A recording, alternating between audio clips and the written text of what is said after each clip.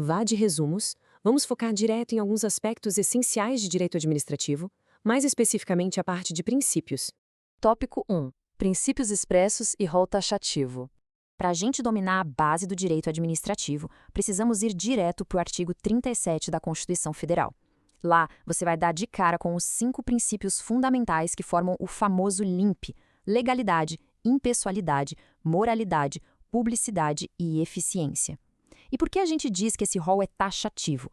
O motivo é bem simples. A ideia aqui é garantir segurança jurídica e fixar um padrão mínimo, mas muito claro, de conduta para toda a administração pública, seja ela direta ou indireta.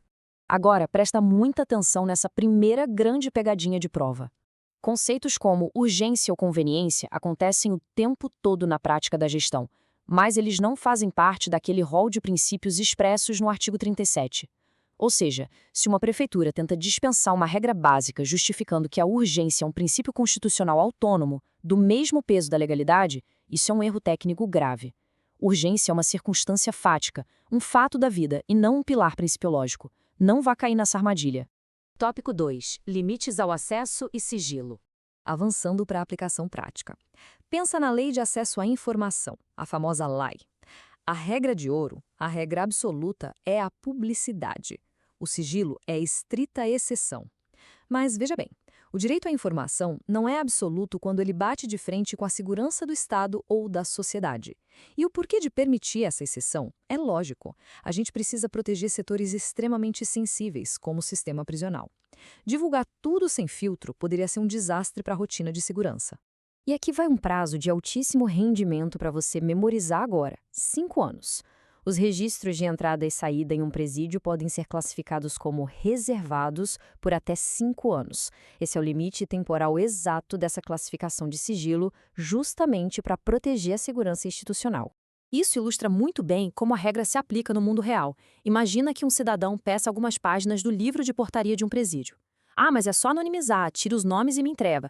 A administração pode simplesmente dizer não, de forma totalmente legítima, se aquele documento estiver formalmente classificado como sigiloso.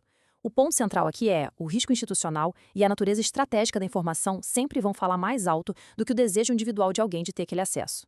Tópico 3. Vedação à promoção pessoal. Lendo o mandamento do parágrafo 1º do artigo 37 da Constituição, a diretriz é cristalina.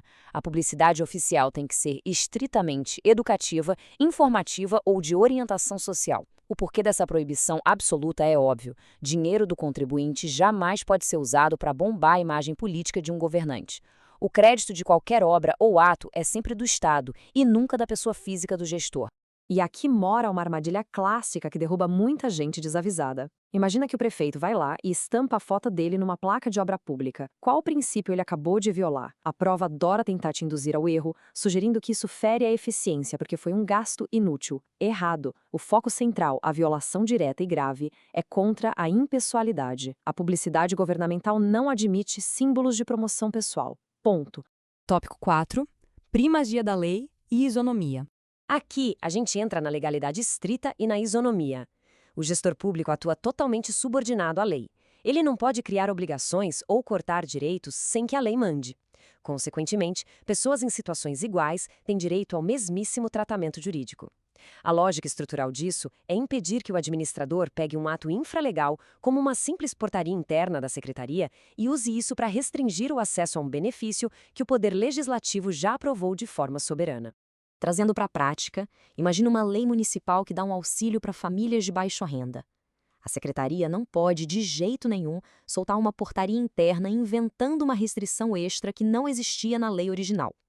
A tal da discricionariedade administrativa serve para o gestor escolher a melhor forma de agir dentro da lei, mas nunca, em hipótese alguma, dá o direito de tratar as pessoas de forma desigual sem um motivo muito objetivo e muito menos de inovar contra o texto da lei. Tópico 5. Transparência ativa e Ministério Público. Sob o guarda-chuva da lei, a informação pública é da sociedade. Entende essa progressão? Primeiro, o cidadão pede um dado público, como o número de cargos vagos na prefeitura. Ele não precisa comprovar interesse nem dar justificativa nenhuma. Por quê? Porque a máxima divulgação é a regra do jogo. Passo 2. A administração nega o acesso, falando que é um dado estratégico. Aí chegamos ao terceiro passo. Entra em cena o Ministério Público, que tem poder de requisição para conseguir esses documentos e investigar a irregularidade. E isso nos leva à configuração da nossa armadilha final. Nenhuma autoridade administrativa tem o poder de esconder documentos do Ministério Público usando a velha desculpa do interesse estratégico. O acesso do MP é garantido. Só existe uma exceção super rigorosa para isso: os casos protegidos por reserva de jurisdição, que são aqueles que exigem ordem prévia do juiz. Na vida real e na hora da prova, o silêncio ou a recusa da administração em entregar dados de interesse coletivo não é só um errinho burocrático. Isso gera responsabilidade direta, porque a regra do nosso ordenamento é a divulgação máxima. Fica, então, esta reflexão estratégica, que é essencial para consolidar o seu raciocínio jurídico. Se o sigilo não pode ser oposto ao Ministério Público sem uma ordem judicial expressa, quais outros silêncios administrativos estão, de forma silenciosa e letal, gerando passivos ocultos e responsabilidades diretas para o Estado neste exato momento? Fica o questionamento.